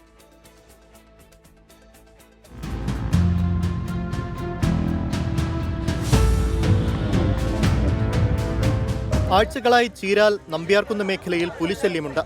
ഇതുവരെ 12 വളർത്തുമൃഗങ്ങളെ പിടികൂടി 6 കൊന്നു തിന്നു. ഇതിൽ വളർത്തുനായ്ക്കളും ആടുകളും പശുക്കുട്ടികളും ഉൾപ്പെടും. കല്ലൂർ ശ്മശാനത്തിനടുത്താണ് കൂട് വെച്ചത്. 17 ദിവസത്തിനിപ്പുറം പുലി കൂട്ടിലായി. നാട്ടുകാർക്ക് ആശ്വാസം. ഇപ്പോൾ സന്തോഷമായി, ചെറിയൊരു ആശ്വാസം. ഇത് എന്താ പറയുക, അതിർത്തി പ്രദേശമായതുകൊണ്ട് ഒരു പുലി മാത്രമല്ല, ഇവിടെ 2-3 ഉണ്ട്. ഇപ്പോൾ ചെറിയൊരു ആശ്വാസം, തൽക്കാലം വരില്ല എന്ന് ആശ്വസിക്കുന്നു. ഇപ്പോൾ നല്ല ആശ്വാസമുണ്ട്. പക്ഷേ ഇനിയിപ്പോൾ വേറെ ഉണ്ടോ ഇല്ലയെന്നൊന്നും പറയാൻ കഴിയില്ല. ഇനി പേടിക്കേണ്ട ധൈര്യമായിട്ട് കിടന്നുറങ്ങാം എന്ന് വിചാരിക്കുന്നു. പുലിയെ കുപ്പാടിയിലെ മൃഗപരിപാലന കേന്ദ്രത്തിലേക്ക് മാറ്റി ആരോഗ്യസ്ഥിതി പരിശോധിച്ച ശേഷമേ തുറന്നുവിടുന്ന കാര്യം ആലോചിക്കുമെന്ന് വനംവകുപ്പ് ഉദ്യോഗസ്ഥർ വ്യക്തമാക്കി. തമിഴ്നാട് നീലഗിരി ഗൂഡല്ലൂരിൽ ജനവാസ കേന്ദ്രത്തിൽ കാട്ടാനകൾ ഇറങ്ങി. പാടന്തുറൈ പ്രദേശത്താണ് കാട്ടാനകൾ ഇറങ്ങിയത്. 2 കാട്ടാനകളാണ് പ്രദേശത്ത് ഭീതി പരത്തിയത്. 1 മാസത്തിലേറെയായി പ്രദേശത്ത് കാട്ടാന ശല്യം രൂക്ഷമാണ്. വനംവകുപ്പ് ഉദ്യോഗസ്ഥർ കാട്ടാനകളെ തുരത്തി. 24 വയനാട്. ഇടുക്കി ജില്ലയുടെ ഹൈറേഞ്ച് മേഖലകളിൽ കാട്ടാന ശല്യം രൂക്ഷമാണ്. അടിമാലി നെല്ലിപ്പാറയിൽ വീട്ടുമുറ്റത്ത് നിന്ന യുവാവിനെ കാട്ടാന ഇന്ന് ഓടിച്ചു. വെള്ളത്തൂവൽ മേഖലയിൽ വ്യാപകമായി കാട്ടാന കൃഷി നശിപ്പിക്കുന്നുവെന്നും പരാതിയുണ്ട്. കഴിഞ്ഞ ഏതാനും ദിവസമായി ഇടുക്കിയുടെ മലയോര മേഖല കാട്ടാന ഭീതിയിലാണ്. രാപ്പകൽ ഭേദമില്ലാതെ വീട്ടുമുറ്റത്ത് പോലും കാട്ടാന കൂട്ടമായും ഒറ്റയ്ക്കുമെത്തും. അടിമാലി നെല്ലിപ്പാറക്കുടിയിലും അല്ലിപ്പാറയിലും കഴിഞ്ഞ ദിവസം ജനവാസ മേഖലയിൽ ഇറങ്ങിയ കാട്ടാന ആളുകളെ വിരട്ടി ഓടിച്ചു. വീട്ടുമുറ്റത്ത് നിന്ന അപ്പു തലനാരിരയ്ക്കാണ് രക്ഷപ്പെട്ടത്. വെള്ളത്തുവൽ, കൈതച്ചാൽ പ്രദേശങ്ങളിലും കൂട്ടമായി ഇറങ്ങുന്ന കാട്ടാന വ്യാപകമായി കൃഷി നശിപ്പിക്കുകയാണ്. 3 ദിവസമായിട്ടാണ് ഈ അവസ്ഥയിൽ എൻ്റെ ഏലം മൊത്തം ഈ അവസ്ഥയിലാക്കി വയ്ക്കുന്നത്. ഇന്നും വന്നിട്ട് അപ്പുറത്തെ എൻ്റെ തിപ്പുണ്ട്. ഇന്ന് വന്നിട്ട് എന്ത് ചെയ്യുമെന്നുള്ളത് തന്നെ എനിക്ക് തന്നെ അറിയത്തില്ല. ഇന്ന് എന്തോ ഒരു ഭാഗ്യം കൊണ്ടാണ് ആ ചേട്ടൻ അവിടുന്ന് രക്ഷപ്പെട്ട് അവിടുന്ന് എങ്ങനെ ഓടി മാറി തെന്നിപ്പോയെന്ന് പറഞ്ഞാൽ മതി. ഇല്ലെങ്കിൽ ഇന്ന് മരണം ഇവിടെ നടക്കേണ്ട ഒരു സാഹചര്യമാണ് ഞങ്ങൾക്ക് ഇവിടെ ഇന്നുണ്ടായത്. ഇവിടെ സ്ഥിരതാമസം ചെയ്യുന്ന ഇവർക്ക് മറ്റ് ഇതര വരുമാന മാർഗങ്ങളൊന്നുമില്ലാത്ത ഇവർക്ക് വേറെ ഒരു സ്ഥലത്തേക്ക് മാറി താമസിക്കുവാനും കഴിയില്ല. അതുകൊണ്ട് അടിയന്തരമായി ഗവൺമെൻറ് ഈ കാര്യത്തിൽ സത്വരമായ നടപടികൾ സ്വീകരിക്കേണ്ടതാണ്. മൂന്നാർ DFOയുമായി പലതവണ ചർച്ച നടത്തിയെങ്കിലും വന്യമൃഗങ്ങൾ ജനവാസ മേഖലയിലേക്ക് കടക്കാതിരിക്കാനുള്ള അടിസ്ഥാന കാര്യങ്ങൾ പോലും ചെയ്യുന്നില്ല എന്നാണ് നാട്ടുകാർ ആരോപിക്കുന്നത്. 24 തൊടുപുഴ. വയനാട് സുൽത്താൻ ബത്തേരി സ്വദേശി ഹേമചന്ദ്രൻ കൊലക്കേസിൽ വിദേശത്തേക്ക് കടന്ന മുഖ്യപ്രതി നൌഷാദിനെ നാട്ടിലെത്തിക്കാൻ പോലീസ് നടപടികൾ തുടങ്ങി. പ്രതിക്കായി റെഡ് കോർണർ നോട്ടീസ് പുറത്തിറക്കാനാണ് അന്വേഷണ സംഘത്തിന്റെ തീരുമാനം. കസ്റ്റഡിയിലുള്ള മറ്റു 2 പ്രതികളുമായി തെളിവെടുപ്പ് തുടരുകയാണ്. 1.5 വർഷം മുമ്പ് കോഴിക്കോട് മായനാട് നിന്ന് കാണാതായ റിയൽ എസ്റ്റേറ്റ് ഇടനിലക്കാരൻ ഹേമചന്ദ്രൻ കൊല്ലപ്പെട്ട കേസിലെ മുഖ്യപ്രതി നൌഷാദ് വിദേശത്തേക്ക് കടന്നിരുന്നു. നൌഷാദിനെ നാട്ടിലെത്തിക്കാനുള്ള ശ്രമത്തിലാണ് പോലീസ്. പ്രതിക്കായി ലുക്കൌട്ട് സർക്കുലർ പുറത്തിറക്കി. വൈകാതെ റെഡ് കോർണർ നോട്ടീസ് പുറത്തിറക്കുമെന്ന് അന്വേഷണ സംഘം വ്യക്തമാക്കി. കേസിൽ കഴിഞ്ഞ ദിവസം കസ്റ്റഡിയിൽ വാങ്ങിയ വള്ളുവാടി കിടങ്ങനാട് സ്വദേശി അജേഷ്, നെന്മേനി പാലാക്കുനി സ്വദേശി ജ്യോതിഷ് എന്നിവരുമായി പോലീസ് തെളിവെടുപ്പ് തുടരുകയാണ്. പ്രതികൾ ഒളിപ്പിച്ച ഹേമചന്ദ്രന്റെ 2 മൊബൈൽ ഫോണുകൾ കഴിഞ്ഞ ദിവസം കണ്ടെടുത്തിരുന്നു. മൈസൂരു ബംഗളൂരു റൂട്ടിൽ റോഡരികിലെ കാട് മൂടിയ സ്ഥലത്തെ പാറകൾക്കിടയിൽ നിന്നാണ് ഫോണുകൾ കണ്ടെത്തിയത്. ഹേമചന്ദ്രനെ കൊലപ്പെടുത്തിയ ശേഷം അന്വേഷണം വഴിതിരിച്ചുവിടാൻ പ്രതികൾ ഈ ഫോണുകൾ വൈത്തിരി, ചേരമ്പാടി, മൈസൂരു, ഗൂഡല്ലൂർ എന്നിവിടങ്ങളിൽ എത്തിച്ചിരുന്നതായി പോലീസ് കണ്ടെത്തി. ഫോണുകൾ ഫോറൻസിക് പരിശോധനയ്ക്ക് അയക്കും. ഹേമചന്ദ്രന്റെ മൃതദേഹം കോഴിക്കോട് മെഡിക്കൽ കോളേജിൽ സൂക്ഷിച്ചിരിക്കുകയാണ്. DNA പരിശോധനാ ഫലം ലഭിച്ച ശേഷം മൃതദേഹം ബന്ധുക്കൾക്ക് വിട്ടു നൽകും. ചിട്ടി നടത്തിയിരുന്ന ഹേമചന്ദ്രൻ നൌഷാദിന് 3 ലക്ഷം രൂപ നൽകാനുണ്ടായിരുന്നു. ഇത് നൽകാതായതോടെ നൌഷാദും സംഘവും ഹേമചന്ദ്രനെ തട്ടിക്കൊണ്ടുപോയി കൊലപ്പെടുത്തി എന്നാണ് കേസ്. 24 കോഴിക്കോട്. സംസ്ഥാനത്ത് വ്യത്യസ്ത വാഹന അപകടങ്ങളിൽ 3 പേർ മരിച്ചു. കോട്ടയത്തും മൂന്നാറിലുമാണ് അപകടങ്ങൾ ഉണ്ടായത്. കോട്ടയത്ത് കൊടിമതയിൽ ബൊലേറോ ജീപ്പും പിക്കപ്പ് വാനും കൂട്ടിയിടിച്ചുണ്ടായ അപകടത്തിൽ 2 പേരും, മൂന്നാറിൽ ട്രക്കിംഗ് ജീപ്പ് മറിഞ്ഞ ഒരാളുമാണ് മരിച്ചത്. ഇന്ന് പുലർച്ചെ കോട്ടയം കോടിമതയിലായിരുന്നു ബൊലേറോ ജീപ്പും പിക്കപ്പ് വാനും കൂട്ടിയിടിച്ച് അപകടമുണ്ടായത്. മണിപ്പുഴ ഭാഗത്തു നിന്ന് വന്ന ബൊലേറോ ജീപ്പ് എതിർദിശയിൽ നിന്നും വന്ന പിക്കപ്പ് വാനിൽ ഇടിച്ചു മറിയുകയായിരുന്നു. അപകടത്തിൽ ബൊലേറോ ജീപ്പ് പൂർണ്ണമായും തകർന്നു. 7 പേരായിരുന്നു ജീപ്പിലുണ്ടായിരുന്നത്. കൊല്ലാട് സ്വദേശികളായ ജെയ്മോൻ, അർജുൻ എന്നിവർ സംഭവ സ്ഥലത്ത് വെച്ച് തന്നെ മരിച്ചു. ഒരാൾക്ക് ഗുരുതരമായി പരിക്കേറ്റിട്ടുണ്ട്. ബാക്കിയുള്ളവർക്കും പരിക്കേറ്റു. ജീപ്പിന്റെ നിയന്ത്രണം നഷ്ടമായതാണ് അപകടത്തിന് കാരണമായതെന്നാണ് നാട്ടുകാർ പറയുന്നത്. ചങ്ങനാശ്ശേരിക്ക് വന്ന് ബിൽവറായിരുന്നു. അത് ഒരു കാറിനെ ഓവർടേക്ക് ചെയ്ത് കയറുക. കാറുകാർ സൈഡ് ഒതുക്കി. പക്ഷെ ഇവിടെ നിന്ന് ഇടിച്ച് അവിടം വരെ വണ്ടി പോയത്. അമ്മമാര് നല്ല സ്പീഡായിരുന്നു. ഓവർടേക്കിങ്ങിന്റെ ഇടയ്ക്ക് കാറുകാർക്കായിട്ട് ഇടിക്കാതിരിക്കാൻ വേണ്ടിയിട്ട് കയറി വന്ന അന്നേരം അതിനിട്ട് തട്ടിയത്. പിക്കപ്പ് വാനിൽ ഉണ്ടായിരുന്ന 2 പേർക്കും പരിക്കേറ്റിട്ടുണ്ട്. ഇരുവരെയും ആശുപത്രിയിൽ പ്രവേശിപ്പിച്ചു. മൂന്നാറിൽ ട്രക്കിംഗ് ജീപ്പ് മറിഞ്ഞാണ് ഒരാൾ മരിച്ചത്. ചെന്നൈ സ്വദേശി പ്രകാശാണ് മരിച്ചത്. പോതമേടുള്ള റിസോർട്ടിലേക്ക് പോകുന്ന വഴിയായിരുന്നു അപകടം. അപകടത്തിൽ പരിക്കേറ്റവരെ ആശുപത്രിയിൽ പ്രവേശിപ്പിച്ചു. 10 പേർ ജീപ്പിലുണ്ടായിരുന്നുവെന്നാണ് വിവരം. 24 കോട്ടയം, ഇടുക്കി. ശതകോടീശ്വരൻ ഇലോൺ മസ്കിന് കടപൂട്ടി ദക്ഷിണാഫ്രിക്കയിലേക്ക് പോകേണ്ടി വരുമെന്ന് പ്രസിഡന്റ് ഡൊണാൾഡ് ട്രംപിന്റെ മുന്നറിയിപ്പ്. ട്രംപിന്റെ ബിഗ് ബ്യൂട്ടിഫുൾ ബില്ലിനെ ചൊല്ലി ഇരുവരും ഏറ്റുമുട്ടുന്നതിനിടെയാണ് ഈ പരാമർശം ഉണ്ടായിരിക്കുന്നത്. സമൂഹ മാധ്യമമായ ട്രൂത്ത് സോഷ്യലിലൂടെയായിരുന്നു ട്രംപ് ഈ മുന്നറിയിപ്പ് നൽകിയത്. പ്രസിഡന്റ് സ്ഥാനത്തേക്ക് തന്നെ പിന്തുണയ്ക്കുന്നതിന് മുമ്പ് വൈദ്യുത വാഹനങ്ങൾക്ക് താൻ എതിരായിരുന്നുവെന്ന് മസ്കിന് അറിയാമായിരുന്നു.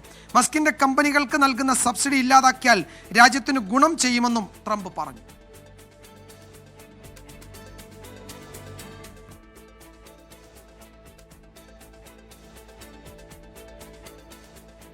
ഇന്ത്യയും അമേരിക്കയും തമ്മിലുള്ള ഇടക്കാല വ്യാപാര കരാറിന് ഈ ആഴ്ച അന്തിമ രൂപമായേക്കും എന്നാണ് പുതിയ റിപ്പോർട്ടുകൾ വ്യക്തമാക്കുന്നത്. ഇരു രാജ്യങ്ങളും തമ്മിലുള്ള ചർച്ചകൾ അവസാന ഘട്ടത്തിലാണ് എന്നും ഉടൻ കരാറിൽ ഒപ്പുവെക്കുമെന്നും White House press secretary Karoline Leavitt വ്യക്തമാക്കി. ക്വാഡ് വിദേശകാര്യമന്ത്രിമാരുടെ യോഗം വാഷിംഗ്ടണിൽ ഇന്ന് ആരംഭിക്കാനിരിക്കെയാണ് ലെവിറ്റിന്റെ പ്രസ്താവന. ഇന്ത്യയിൽ നിന്നും വിദേശകാര്യമന്ത്രി എസ് ജയശങ്കർ ഉച്ചകോടിയിൽ പങ്കെടുക്കുന്നുണ്ട്.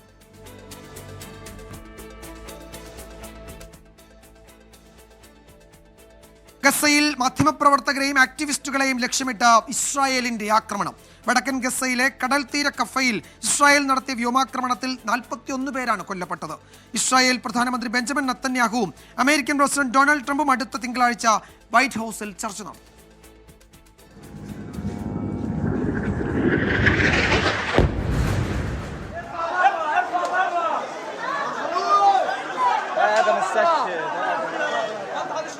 ഗസയിലെ മാധ്യമപ്രവർത്തകരും ആക്ടിവിസ്റ്റുകളും പതിവായി എത്തുന്ന വടക്കൻ ഗസയിലെ അൽബഖ കഫേ ലക്ഷ്യമിട്ടായിരുന്നു ഇന്നലെ ആക്രമണം.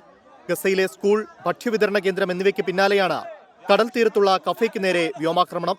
ഇന്റർനെറ്റ് ഉപയോഗത്തിനായി മാധ്യമപ്രവർത്തകർ പ്രധാനമായും ആശ്രയിക്കുന്നത് ഈ കഫേയാണ്.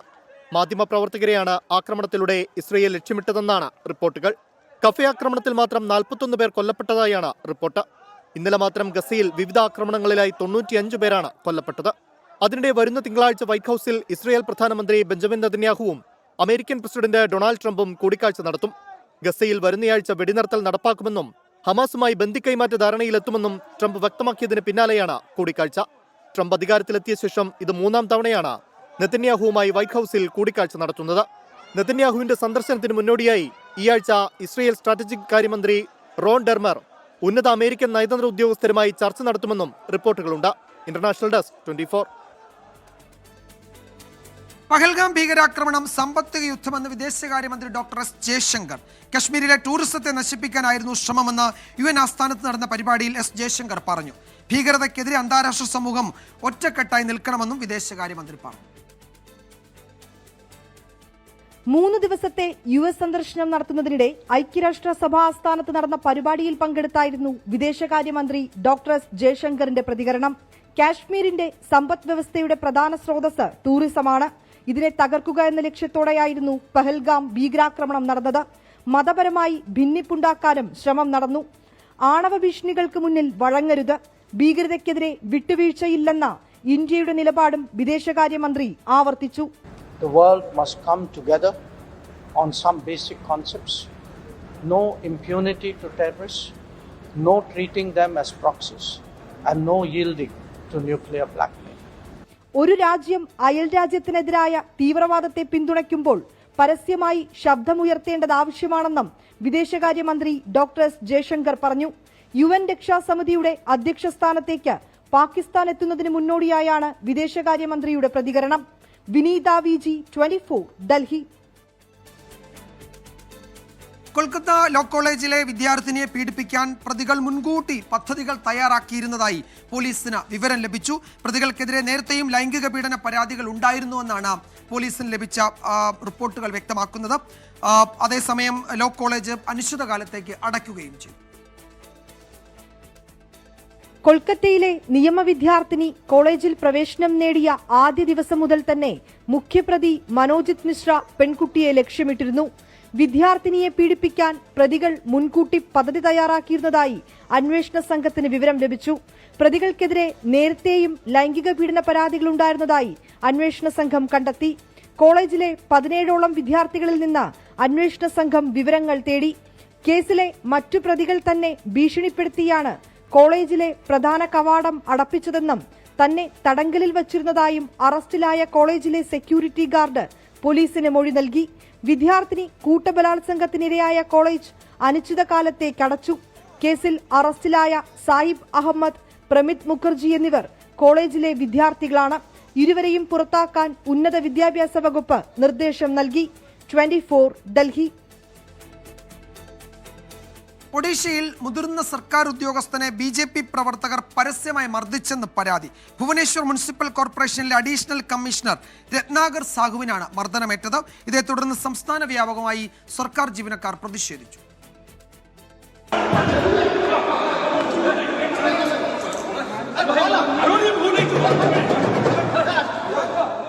ഭുവനേശ്വർ മുനിസിപ്പൽ കോർപ്പറേഷനിലെ ചേംബറിൽ പരാതി പരിഹാര യോഗം നടക്കുന്നതിനിടെയാണ് അഡീഷണൽ കമ്മീഷണർ രത്നാകർ സാഹുവിന് നേരെ ആക്രമണമുണ്ടായത്.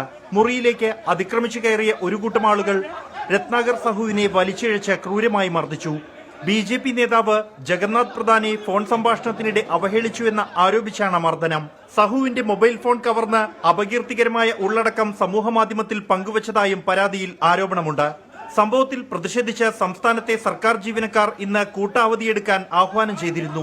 എന്നാൽ കുറ്റക്കാർക്കെതിരെ കർശന നടപടിയെടുക്കുമെന്ന് മുഖ്യമന്ത്രി മോഹൻ ചരൺ മാഞ്ചി ഉറപ്പു നൽകിയതിനെ തുടർന്ന് സമരം മാറ്റിവെച്ചു.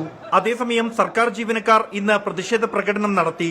സംഭവത്തിൽ BMC കോർപ്പറേറ്റർ ജീവൻ റൌട്ട് ഉൾപ്പെടെ 3 പേരെ പോലീസ് അറസ്റ്റ് ചെയ്തു. 24 Delhi. Janaki versus state of Kerala cinema വിവാദത്തിൽ BJP നിലപാട് വ്യക്തമാക്കണമെന്ന് മന്ത്രി സജി ചെറിയാൻ. സിനിമയിൽ അഭിനയിച്ച BJP മന്ത്രിയുടെ നില ഇതാണെങ്കിൽ സാധാരണക്കാരുടെ അവസ്ഥ എന്തായിരിക്കുമെന്ന് മന്ത്രി ചോദിച്ചു. സെൻസർ ബോർഡ് തീരുമാനത്തിൽ നിന്ന് പിന്മാറണമെന്നും മന്ത്രി സജി ചെറിയാൻ പറഞ്ഞു. ഒരു പേര് ഇട്ടതിൻ്റെ ഭാഗമായി ഒരു സിനിമ അത് പ്രദർശിപ്പിക്കാൻ അനുവാദം നൽകുന്നില്ല എന്നത് ആവിഷ്കാര സ്വാതന്ത്ര്യത്തിന് മേലുള്ള കടന്നുകയറ്റം തന്നെയാണ്. ഒരു കാരണവശാലും അതിനോട് യോജിക്കാൻ കഴിയില്ല. കേന്ദ്രത്തിലൊരു മന്ത്രി ഒരു BJP നേതാവ് അഭിനയിച്ച ഒരു സിനിമയാണ്. അദ്ദേഹത്തിൻ്റെ അവസ്ഥ ഇതാണെങ്കിൽ സാധാരണ ആളുകളുടെ അവസ്ഥ എന്തായിരിക്കും? സിനിമാ രംഗത്തെ ആളുകൾ ഇന്നലെ ഒരു ശക്തമായ പ്രതിഷേധം അവർ നടത്തുകയുണ്ടായി. തുടർന്നവർ നടത്തുമെന്ന് പറഞ്ഞിട്ടുണ്ട്. എല്ലാ പിന്തുണയും സർക്കാരിൻ്റെ ഭാഗത്തു നിന്ന് ഈ കാര്യത്തിൽ നമ്മൾ കൊടുക്കും. അറബിക്കടലിൽ അപകടത്തിൽപ്പെട്ട MSC എൽസ 3 കപ്പലിൽ നിന്ന് കടലിലേക്ക് വീണ കണ്ടെയ്നറുകളിൽ കുടുങ്ങി 8 മീൻപിടുത്ത വള്ളങ്ങളിലെ വലകൾ കീറി. ലക്ഷക്കണക്കിന് രൂപയുടെ നാശനഷ്ടമാണ് ഓരോ വള്ളങ്ങൾക്കും ഉണ്ടായത്. വലകൾ ശരിയാക്കും വരെ കടലിൽ പോകാൻ സാധിക്കാത്തതും വലകളുടെ പുനർനിർമ്മാണത്തിന് പണം കണ്ടെത്തേണ്ടതും മത്സ്യത്തൊഴിലാളികൾക്ക് വലിയ തിരിച്ചടിയാവുകയാണ് ഈ സമയം. MSC എൽസ കപ്പലപകടം ഉണ്ടായതിനു പിന്നാലെ കടലിൽ വീണ കണ്ടെയ്നറുകളാണ് മത്സ്യത്തൊഴിലാളികൾക്ക് ദുരിതം സമ്മാനിക്കുന്നത്. ഓരോ ദിവസവും ഒഴുകി നടക്കുന്ന കണ്ടെയ്നറുകളിൽ കുടുങ്ങി നിരവധി വള്ളങ്ങളിലെ വലകളാണ് കീറുന്നത്. ഇതോടെ ഉപജീവനം മുടങ്ങി മത്സ്യത്തൊഴിലാളികൾ കരയിലിരിക്കേണ്ട സ്ഥിതിയാണ്. ട്രോളിംഗ് നിരോധന സമയത്ത് വരുമാനം ലഭിക്കുന്ന പരമ്പരാഗത മത്സ്യത്തൊഴിലാളികൾക്കാണ് സ്ഥിരമായി വല നശിക്കുന്നത് മൂലം ലക്ഷങ്ങളുടെ നഷ്ടങ്ങൾ ഉണ്ടാകുന്നത്. പരാതി നൽകിയിട്ട് രസീത് നൽകാൻ പോലും ഉദ്യോഗസ്ഥർ തയ്യാറാകുന്നില്ല എന്ന് മത്സ്യത്തൊഴിലാളികൾ പറയുന്നു. മീനെ കണ്ട് അടിച്ച് കഴിഞ്ഞാണ് ഇത് സംഭവിച്ചത്. റോപ്പ് കയറി കഴിഞ്ഞാണ് വല കാണുന്നത്. കണ്ടെയ്നറുകൾ ഈ ഭാഗത്തു നിന്നും സർക്കാർ അടിയന്തരമായിട്ട് തന്നെ മാറ്റുകയും ഞങ്ങളെപ്പോലുള്ള മത്സ്യത്തൊഴിലാളികൾക്ക് ഇപ്പോൾ രൂപപ്പെട്ടുകൊണ്ടിരിക്കുന്ന പ്രതിസന്ധി, ഇതൊരു വലിയൊരു പ്രതിസന്ധിയാണ് ഞങ്ങളുടെ ജീവിതത്തിൽ. 1000 രൂപ നഷ്ടപരിഹാരം തന്നതല്ലാതെ സർക്കാർ ഒന്നും ചെയ്യുന്നില്ല എന്നാണ് മത്സ്യത്തൊഴിലാളികളുടെ പരാതി. ഉപജീവനമാർഗം തേടി കടലിലേക്ക് പോയ മത്സ്യത്തൊഴിലാളികൾക്കാണ് ലക്ഷങ്ങളുടെ നാശനഷ്ടങ്ങൾ ഉണ്ടായിരിക്കുന്നത്. ഇവരുടെ പരാതി കേട്ടുവെന്ന് വരുത്തി തീർക്കാതെ അർഹമായ നഷ്ടപരിഹാരം നൽകുകയാണ് സർക്കാർ ചെയ്യേണ്ടത്. അനന്തുവിനൊപ്പം S. Shyamkumar, 24 Kochi. FIFA club ലോക ഫുട്ബോളിൽ ക്വാർട്ടർ ഫൈനൽ ലക്ഷ്യമിട്ട റയൽ മാഡ്രിഡ് ഇന്ന് കളത്തിലിറങ്ങും. രാത്രി 12:30 നടക്കുന്ന മത്സരത്തിൽ യുവന്റസ് ആണ് എതിരാളികൾ.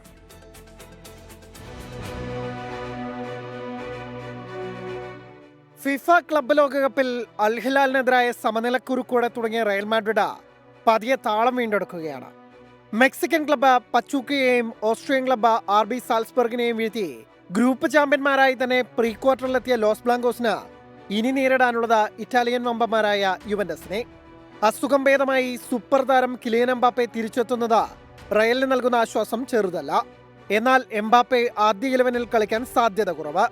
Vinicius junior, Jude Bellingham, Valverde എന്നിവർ പതിവ് ഫോമിലേക്ക് ഉയർന്നാൽ ഇറ്റാലിയൻ ക്ലബിന് പിടിച്ചു നിൽക്കാനാവില്ല.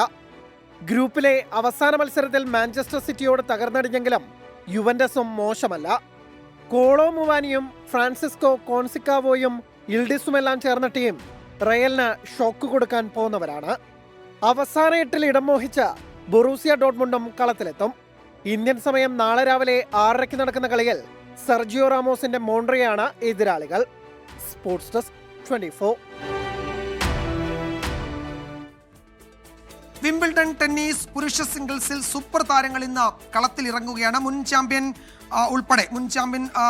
നൊവാക് ജോക്കോവിച്ച്, ലോക 1-ാം നമ്പർ യാനിക് സിന്നർ എന്നിവരെല്ലാം ഇന്ന് കളത്തിലിറങ്ങും. വനിതകളിൽ നിലവിലെ ജേതാവ് ബാർബറ കെജ്രിക്കോവ, ഇഗ സ്യാംതെക് എന്നിവരും ആദ്യ റൗണ്ട് പോരിന് ഇന്ന് കോർട്ടിലിറങ്ങും.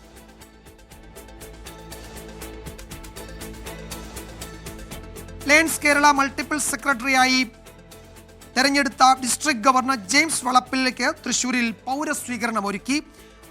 ഉന്നത വിദ്യാഭ്യാസ മന്ത്രി doctor R Bindu, Thrissur corporation mayor M K Varghese എന്നിവർ ചേർന്ന് ജെയിംസ് വളപ്പിലെ ആദരിച്ചു. തൃശൂർ ടൗൺ ഹാളിൽ നടന്ന ആതുര സേവന രംഗത്ത് മികവുറ്റ സേവനം കാഴ്ചവെച്ച വനിതകളെ ആദരിക്കുന്ന ചടങ്ങിലായിരുന്നു പൗരസ്വീകരണം ഒരുക്കിയത്. P Balachandran MLA, Thrissur deputy mayor Rosy ML, Kalyan Silks MD TS Pattabhiraman എന്നിവരും ചടങ്ങിൽ പങ്കെടുത്തു.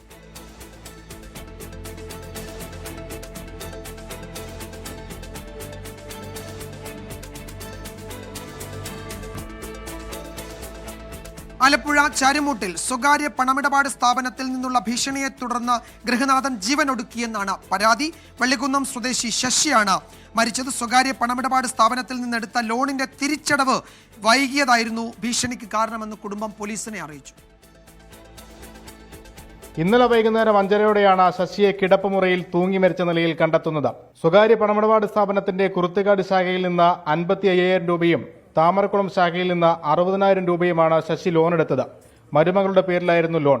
ഒരാഴ്ചത്തെ തിരിച്ചടവ് തുകയായ 2,768 രൂപ വൈകിയതിന് വീട്ടിലെത്തി നിരന്തരം ഭീഷണിപ്പെടുത്തിയെന്ന് ശശിയുടെ മരുമകൾ ആര്യ പറയുന്നു. അച്ഛൻ മരിക്കുന്നതിന്റെ തലേ ദിവസം പുറത്തിയാട് ഫിനാൻസിൽ ആൾക്കാർ ഇവിടെ വന്നിട്ടുണ്ടായിരുന്നു.